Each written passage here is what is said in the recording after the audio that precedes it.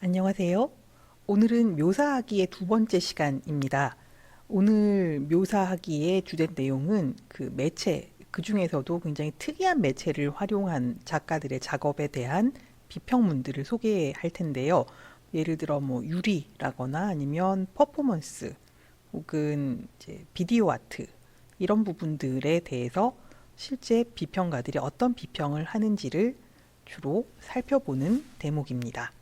자, 오늘도 이제 비평문을 쓰는 데 있어서 묘사하는 게 어떤 중요성을 갖는지 그리고 어떻게 묘사하기를 해야 하는지를 계속해서 배워보도록 하겠습니다. 자, 첫 번째 작가는 데일 치울리라고 하는 유리공예 작가예요. 근데 왜 우리가 굉장히 오랜 동안 공예는 순수 예술이 아닌 것으로 치부해 왔죠. 마치 삽화가들이 화가의 지위를 누리지 못했던 것처럼 공예를 하는 사람들은 예술가라기보다는 장인으로 분류되어서 약간 폄하되어 온 것이 사실입니다. 그런데 이 데일 치울리라고 하는 작가는 유리 공예를 거의 예술의 수준으로 이렇게 끌어올려서 많은 비평가들의 찬탄을 받아냈던 그런 작가입니다. 우선 작품을 먼저 보시고 그 다음에 비평가들이 어떻게 이 작품을 묘사하고 있는지 살펴보도록 하겠습니다. 자, 이게 이제 그 필적센터라고 하는 미국의 이제 그 전시장에 전시되었던 작품인데요. 이건 외부에 이렇게 전시되었던 마치 나무 같죠, 그죠? 나무인데 이게 나무라고 하기에는 풍선 불어가지고 이렇게 만들어 놓은 것 같기도 하고, 우리는 자료로밖에 볼 수 없지만 실제로 여기 가서 이걸 봤던 사람은 입을 떡 벌릴 수밖에 없었던 것 같아요. 왜냐하면 유리를 이런 식으로 만들고 이렇게 채색을 한다는 것 자체가 상상하기조차 힘든 그런 일이었기 때문에 당시로서는 많은 비평가들이 경탄을 할 수밖에 없었던 것 같아요. 실제 내부에 이제 전시되었던 작품들은 주로 바스켓 시리즈예요. 바스켓은 양동이 뭐 이런 거잖아요. 근데 유리를 가지고 지금 거의 조개 껍데기 같은 혹은 꽃 같은 이런 형태로 채색을 해서 이렇게 만들어 냈다는 거죠. 그 혹시 유리공예 해보신 분 계신가요? 저는 그 우리 아이 어렸을 때 초등학교 다닐 때 그때 이제 여름 방학에 체험 학습 뭐 이런 거 하러 갔었어요. 그래서 유리 공방에 가서 아이와 제가 함께 했었는데 또 되게 조그만한 펜던트 뭐 이런 거 만드는 것도 진짜 힘들었거든요. 근데 이걸 채색을 하고 유리의 속성을 이용해서 굴리고 이걸 이렇게 휘고 이런 일을 한다는 것 자체가 아마도 그 많은 비평가들에게 충격적으로 다가왔던 것 같습니다. 계속 이렇게 바스켓 시리즈 이렇게 있는데요. 사실 이 유리는 걸 이렇게 쉐입을 잡고 채색을 하는 과정도 중요하지만 이게 또 실내에서 빛을 받으면 이렇게 유리는 이게 투명도에 따라 굉장히 묘한 느낌을 주잖아요.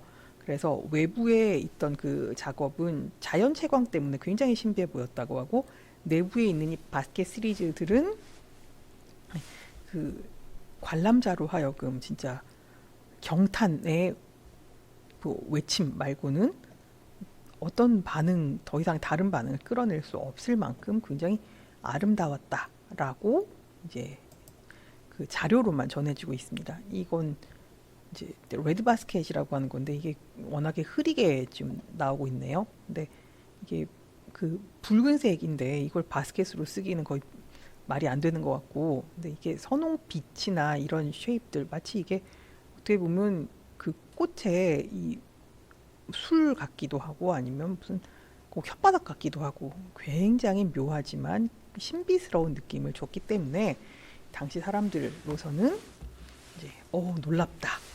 이게 단순히 공예라고 우리가 얘기할 수 있을까? 이런 느낌을 줬던 것 같아요. 자, 그래서 이제 이 작가의 작업을 실제 당시 비평가들이 어떻게 묘사를 하고 있는지 잠깐 읽어보겠습니다. 자, 처음 제가 읽어드릴 거는 익명, 그러니까 누가 썼는지 모르는 글이에요. 잠깐 읽어보면 그 테두리가 검은색인 주둥이가 있는 회청색 유리그릇 한 벌. 이게 제목이 이렇게 달려 있습니다. 이게 아마 작품을 구체적으로 지정하기 위해서 쓴 거겠죠. 미국 디자인 및 제작 데일 치울리 1985년. 다음 내용이 되게 재미가 없습니다. 유리, 말간 회색, 유리 안료 채색.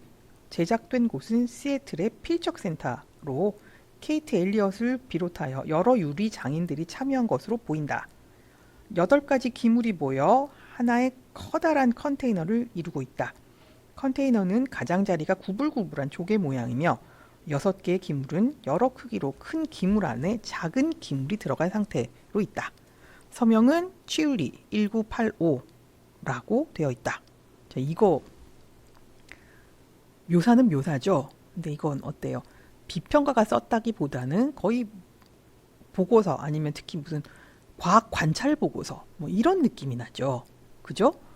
자, 그래서 이걸 우리가 보고서라고 하지 비평문이라고 하진 않는다는 거예요.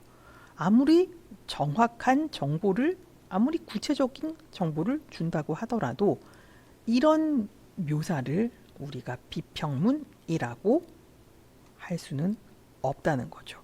그럼 비평문에서의 묘사, 거의 비슷한 작품에 대해서는 어떻게 지금 묘사를 하는지, 자, 안드레아 디노토라고 하는 비평가의 글을 읽어드릴게요.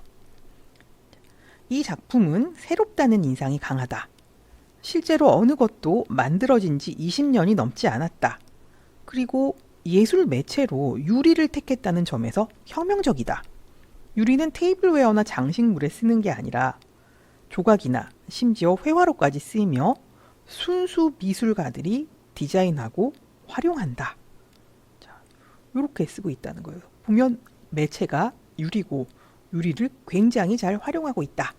라는 부분을 분명하게 알려주고 있죠. 그죠? 자, 계속해서 더 읽어드리면 공기를 불어넣어 만든 유리 조형은 물질의 미묘한 재질을 개척하고 식혀서 만든 무지갯빛 형태는 광학적인 완벽함을 표현해낸다. 이 두 축 사이의 기묘한 조합을 통해 부피가 있는 물체 혹은 평평한 판이 탄생한다. 현재 가장 카리스마 있고 가장 창조적인 유리 예술가로 치울리는 인정할 만하다. 이렇게 쓰고 있습니다. 자, 사실은 여기 보면 유리라고 하는 매체를 너무너무 잘 다뤄서 이걸 공예가 아니라 예술의 수준으로 끌어올린 훌륭한 작가고 훌륭한 작품들이다 라는 부분을 이제 믿어 의심치 않도록 쓰고 있는데 글이 훨씬 매끄럽고 매력적이긴 하죠. 실제로 이 비평문이 하는 묘사는 딱딱하지 않고 관객들의 관심을 끌 수 있을 만한, 관객들의 주의를 돌리고 그 작품에 집중해서 그 작품에 대해서 비평가가 하는 얘기에 귀를 기울여서 비평가가 관람객들로 하여금 이렇게 보세요 라고 얘기하는 부분을 정확히 캐치해서 그렇게 볼 수 있도록 하는 매력적인 글이어야 한다는 거죠. 자, 그런데 사실 이 데일 치울리의 작품들이 이제 불러일으킨, 그러니까 묘사를 넘어서서 불러일으킨 문제의 지점은 다른 데 있습니다. 유리라고 하는 매체를 활용하는 게 공예일까? 아니면 순수 예술에 속하는 것일까? 이게 당시 이론가들 혹은 비평가들 사이에 굉장히 커다란 논쟁을 불러일으켰습니다. 그런데 거의 오늘날은 이제 거의 공예를 예술의 수준으로 다 인정을 하죠. 그래서 뭐 유리공예뿐만 아니라 가죽공예, 뭐 이런 것들, 그러니까 더 이상 이렇게 장식이 아니라 이것들도 예술의 이 반열에 들어오는 것이다라고 이제 인정을 지금은 하는데 사실 80년대, 90년대까지 이 치울리의 작업이 불러일으킨 어떤 논쟁의 지점은 적지 않았다라고 이야기할 수 있습니다. 그런 입장에 대해서 이제 다시 한 번 더 읽어드리면, 그 1981년에 뉴욕에서 이제 치울리의 전시가 있었는데, 거기서 젠 마로라고 하는 비평가가 쓰기로는 순수 미술과 장식 미술에 우월하다, 열등하다 따위의 구분 같은 것은 없다. 이번 시즌 뉴욕에서 열린 전시 중 가장 창조적이며 기술적 시도가 뛰어난 전시는 바로 이 전시, 다시 말해 데일 치울리의 전시이다. 조형적 표현을 본다면 치울리의 형식은 대부분의 조각이 상실한 근본적인 성실함을 갖고 있다. 색채와 질감의 상호작용과 그 다양성으로 본다면 현재 회화처럼 환상적인 모험을 시도하고 있다. 작은 오브제로서 본다면 그것들은 크기가 자유로우며 무엇을 기념하는 성격도 지니고 있다. 그것들은 아름답게 제작되었으며 희소성과 세련미는 유리 매체가 지니고 있는 근본적인 특질을 확실하게 말해준다. 그래서 이 유리라고 하는 게 이제 뭐 우리가 식기, 뭐 컵 이런 걸로만 생각했기 때문에 거의 무슨 공예 수준으로만 이제 여기고 있었다면 치울리의 작업은 전혀 그렇지 않다는 거예요. 조각보다 훨씬 더 성실하고, 그리고 이 유리라고 하는 소재가 담아낼 수 있는 매체 특성을 너무 잘 살려서 환상적으로까지 보이게 하기 때문에 이걸 굳이 이렇게 나누어서 예술 공예라고 이렇게 그 평가를 필요가 없다라고 이야기하고 있습니다. 자, 그래서 이제 그 이런 입장들이 이제 훨씬 더 많은 지지를 얻어서 오늘날에는 뭐 예술 공예 이렇게 별로 나누지 않는 것이 이제 그 오늘날의 현상이라고 할 수 있겠습니다. 자, 하나를 더 읽어드릴까 했는데 지루하실 것 같아서 제가 무슨 나레이터도 아니고, 그죠? 그래서 치울리는 여기까지 하도록 하고요.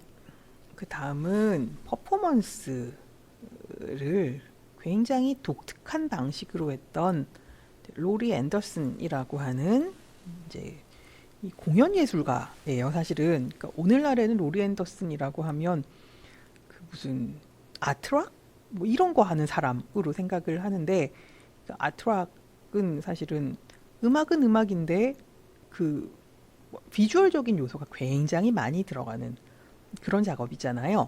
그래서 80년대를 풍미했던 로리 앤더슨이라고 하는 작가의 작업을 간단하게 먼저 보실게요. 실제로 로리 앤더슨이 이제 콘서트를 하면 이제 별의별 걸 다 활용했다고 해요. 여기서 보시면 이상한 고글 같은 걸 끼고 나오고, 여기서 막 이렇게 그 레이저 같은 게 뿜어 나가기도 하고요. 아니면 실제로 이 사람이 악기를 되게 연주를 잘하고 음악을 굉장히 잘 만들어요. 근데 음악을 잘 만들고 연주를 잘할 뿐만이 아니라 실제로 굉장히 여러 매체를 활용해서 무대를 풍성하고 획기적으로 구성하는 데에도 뛰어난 재능을 보였던 것으로 이제 오늘날 이해가 됩니다. 실제 바이올린을 굉장히 잘 켰고요. 이게 전자 바이올린의 대가였다라고 알려져 있습니다. 자, 그러면 이제 어떤 작업을 한 사람인가 궁금